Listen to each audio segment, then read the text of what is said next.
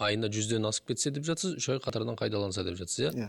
Соны тексеру жеке тұлғалардың құқығын таптамай ма? Ол қаншалықты заңды болып есептеледі?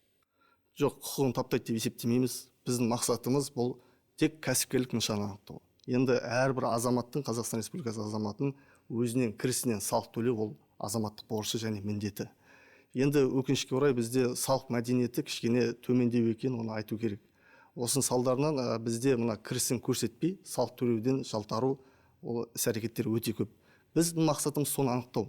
Және бұл тиісінше, егер ол жаңағы тек қана жеке тұлға болса, кәсіпкерлік нышанымен айналыспаса, ол кісілер туралы мәлімет бізге екінші деңгейлі банктен келмейді. Яғни біз әр азаматтың қанша жаңағы аударым алып жатқандығы туралы бізде мәлімет жоқ, ол болмайды. Тек қана өлшем шарттан асқан жағдайда ғана екінші деңгейлі банктер мәлімет береді. Тиісінше ол кісілерге қатысты бізде камералық бақылау жүргізеді. Сондықтан да бұл жерде ешқандай құқығын таптайды деп біз есептемейміз.